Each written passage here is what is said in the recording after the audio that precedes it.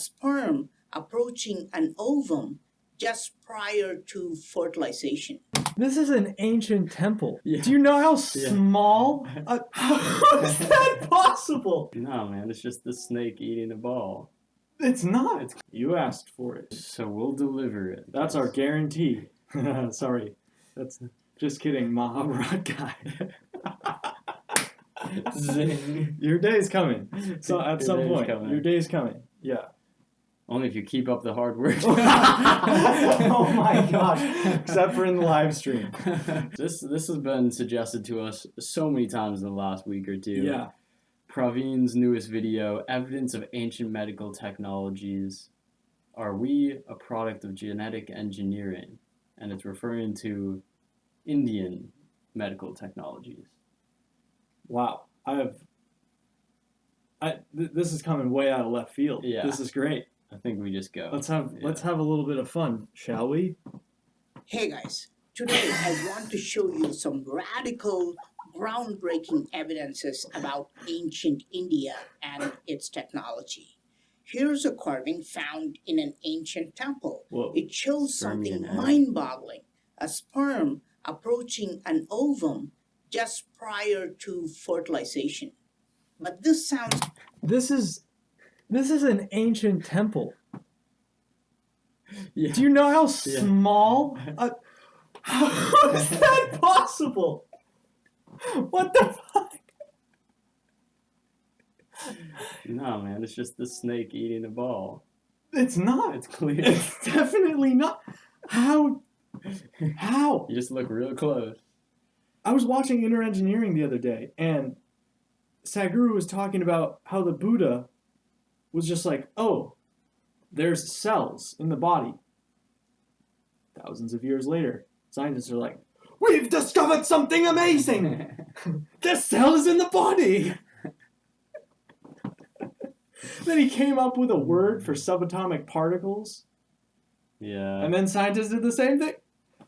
Oh, man. Of course, some will argue that this is something else, a snake eating an egg. One detail of this is that you can see that the sperm is smaller and the ovum is larger. If this is a snake, there's no way it can swallow this. If you look at the actual videos of snakes eating eggs, you will not even consider this as a possibility. And this is not kinda even cool. a snake because it doesn't have any head or scales. If you notice Hindu temples, they carve the details perfectly. They carve the scales, they carve tongue, they even carve rows of teeth inside their mouths, which most of us today don't even know they have teeth like this. If this is in fact a sperm and ovum, and ancient India was far ahead in advanced technology, shouldn't they have documented what happens after fertilization? Wow. First of all, my curiosity is again piqued, like any Praveen video. But small sidebar, just very slight. Thinking about fertilization and embryo and how life is created. And I was listening to a talk by Ramana Maharshi the other day, and he was saying how it's documented either through modern science or yogic sciences that the ego enters into the brain at like a certain, like 7 months into pregnancy.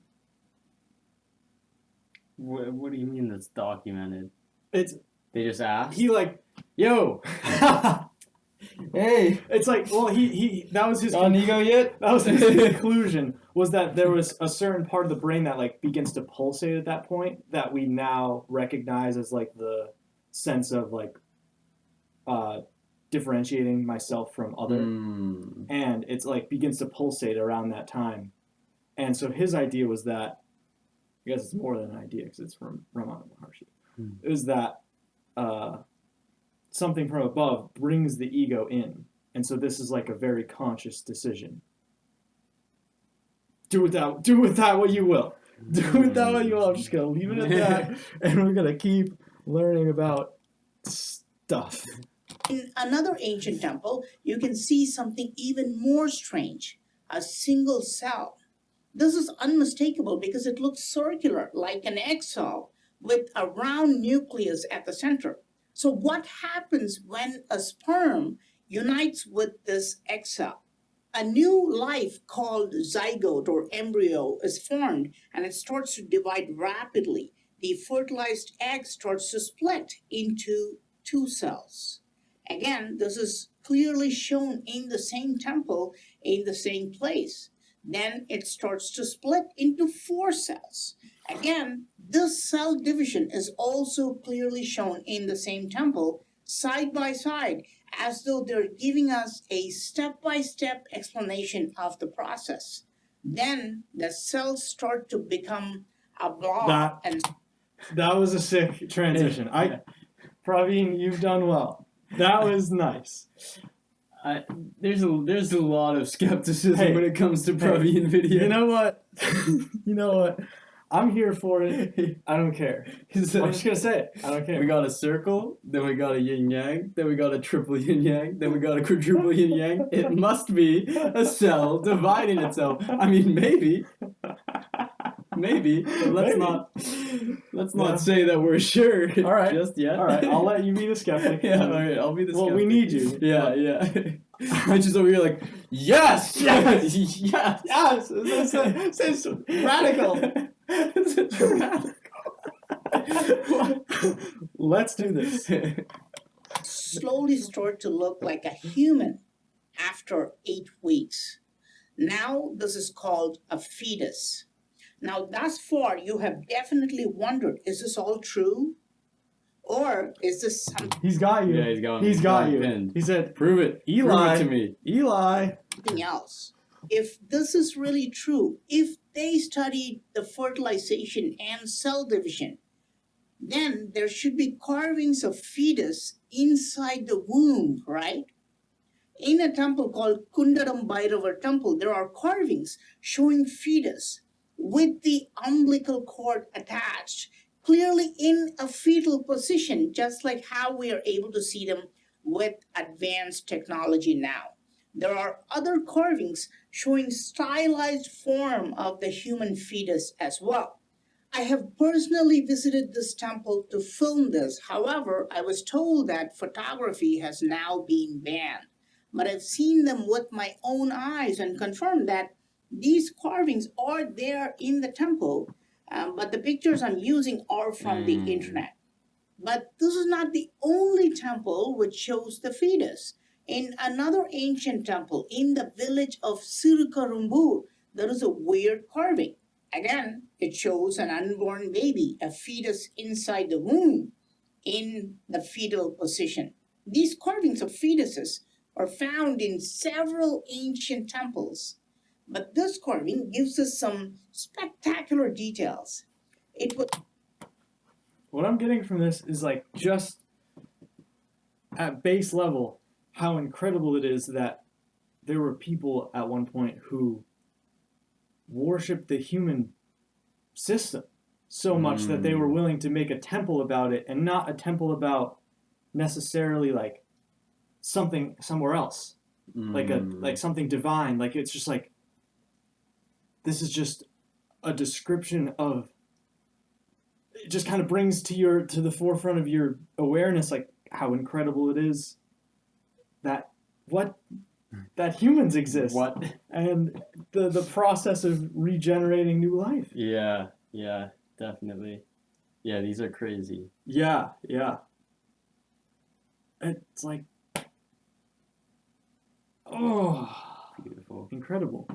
Was originally said to be in the main chamber of the temple, and it has a hole on top where a specific concoction will be poured inside as a ritual, as though they're nourishing the fetus. Now, what is more interesting is that the main chamber of every Hindu temple is called Garbhagriha in Sanskrit language and Karuvarai in Tamil language.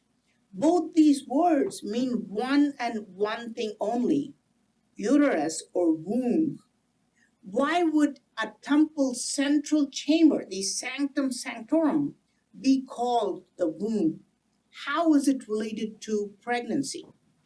I haven't fully understood this yet, Whoa. but Hindu temples seem to be very close. That is unreal. That temple. Yeah.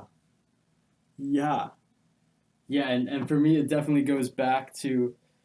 I took a class a while ago on like women's studies. It was a women's studies class about spirituality and sustainability, and talking about indigenous cultures and how they lived sustainably.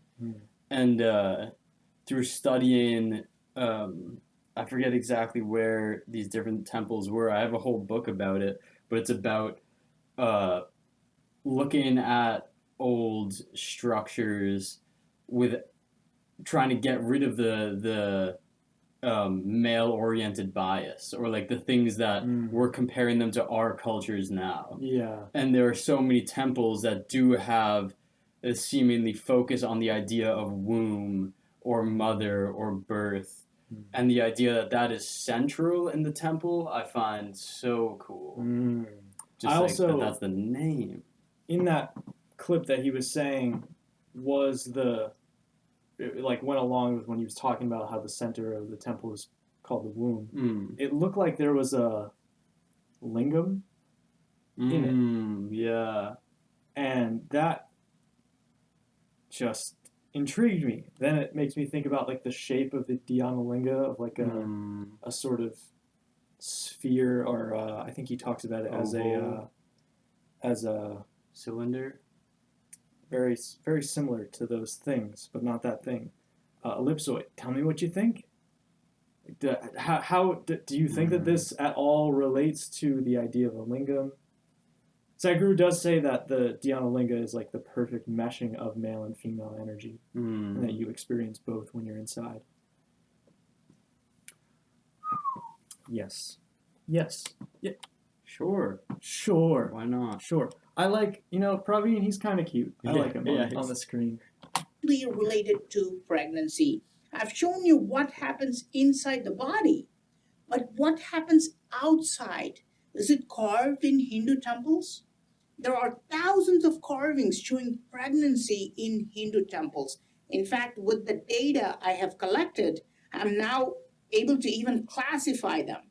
This is between 0 to 3 months, or the first trimester. Some are between 3 to 6 months, or second trimester. And lots of carvings show the last trimester because it's the most eye-catching. But before we go look at the delivery and other interesting information, when a woman got pregnant in ancient times, how did they confirm if she's pregnant? Today, doctors do an ultrasound by putting a device on a woman's belly to see the baby and its developments. This is considered the pinnacle of technology. However, a very similar carving is found in an ancient Hindu temple in Cambodia. Here, Wait, is there like a hand with a tool Looks or device? that's a trippy carving. That is a trippy carving, because there's like people under. Yeah. It's like only people stacked. Whoa. Let's keep going. doctor is seen holding a very similar device on the belly of a woman doing the exact same test, checking for pregnancy. Archaeologists confirm this carving is more than 900 years old. Is it possible that such a device existed in ancient times? Are we inventing new machines, or are we simply reinventing ancient machines?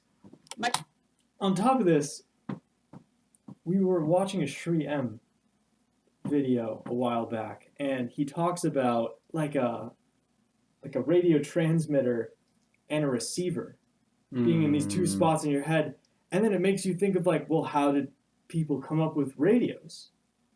And it's like, if that technology is always inside of you, then that could be something that you end up producing and be like, look at this. Yeah, this has been making me think, like, it would seem very strange to me if all of these people had like technology that was the same and we have no evidence of the technology. Right. That would mean some freaky stuff about things like getting erased. Yeah. which I mean could be, but what it also makes me think of is was there ways that we were just tapped into different things that we were able to do, or even that like the mother was able to feel that was the shape of the child inside of them, and they were just that aware and also of what was going on. Something like a tool, like maybe that's like a something type of that's rock gonna like or something yeah, that's exactly what I was that gonna would, like, say. Pick up the what? Pick up the what? Yeah, you know. Well, probably the same things that whatever this other tool picks up. We're quite smart. Yeah. A rock that would pick up the electromagnetic frequencies of the baby. If you paused for a second and just really just watch that clip out of nowhere, you'd be like, these kids are idiots. Yeah. They're so fun. I mean, yeah, it's good. Yeah, it's good. How was such a That'll drive away. technology? That'll drive away the non-real ones. Yeah. Because the real ones know that we're dumb stupid. and stupid. Yeah. And they still hang. They stick around. You know who you are. Yeah. It is well known that ancient builders carved things very accurately in Hindu temples. Look at the toes and look at the feet. Look at the toes.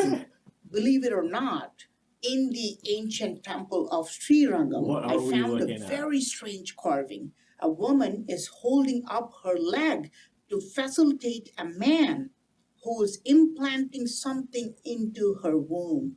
Initially, when I was filming this, I thought she was delivering a baby. Yeah. But look, her belly is completely flat and her face shows no pain or happiness. So she's not delivering. She's not even pregnant. Wait, couldn't her belly be flat if she had just delivered and he's holding the child? I don't know how that works. Maybe. Sure. I mean, it doesn't. It's not like all of a sudden.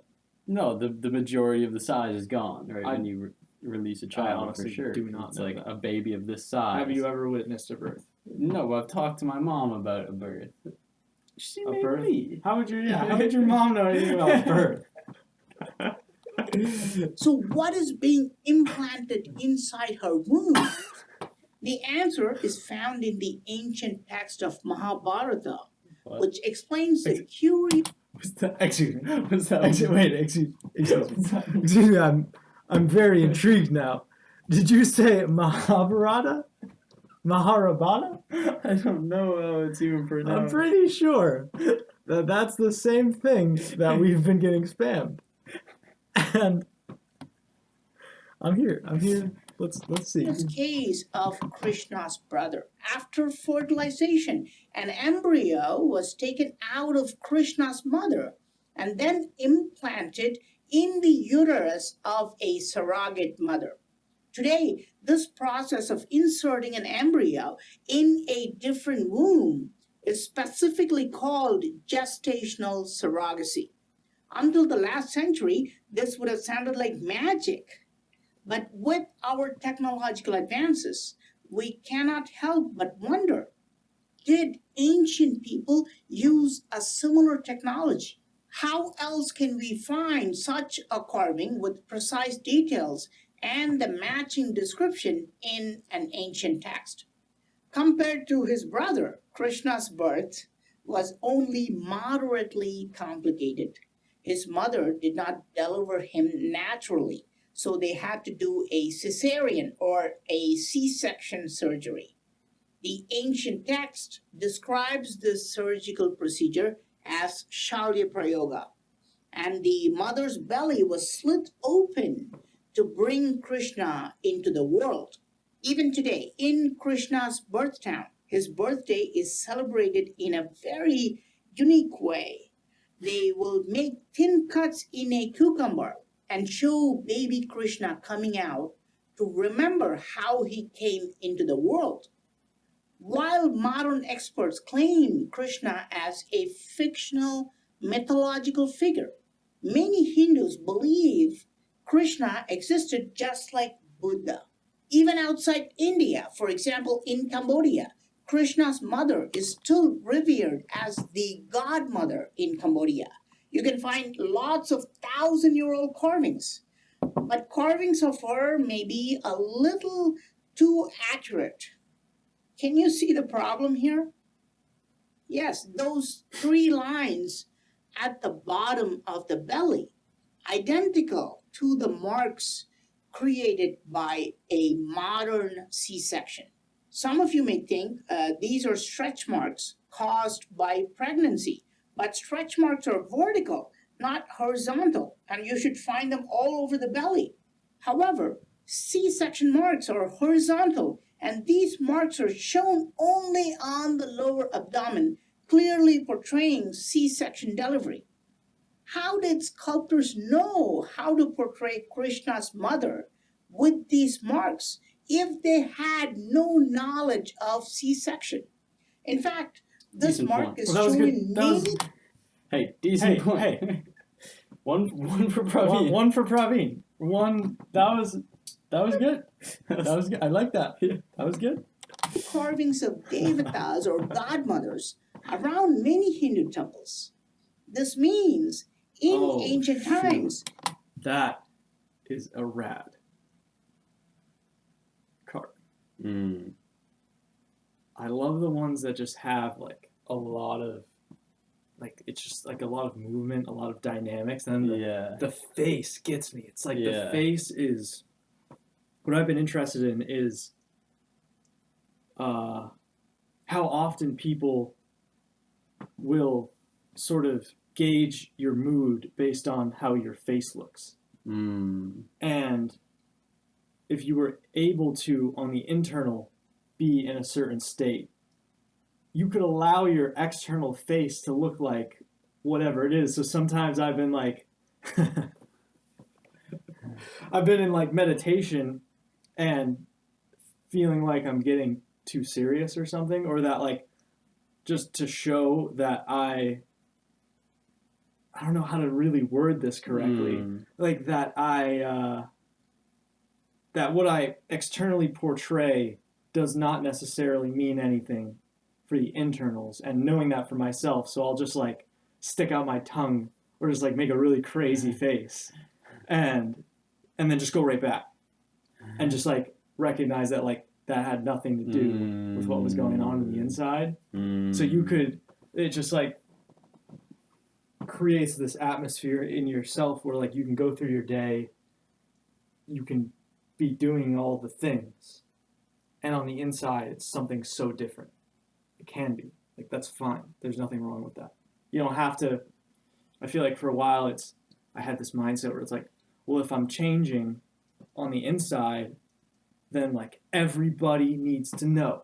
And it's like, you don't need to force that knowing of everybody else. It's like if you're just Yeah. naturally letting what comes come, it's just going to show in you. I feel like I've been like trying to do that a lot less.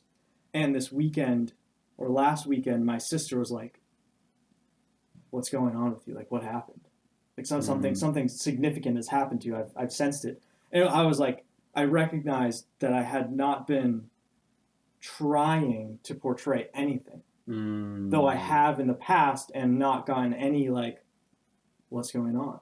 Yeah. It's like it was just coming naturally, so someone like my sister could see it clearly. Yeah. Interesting. Yes. This is the end.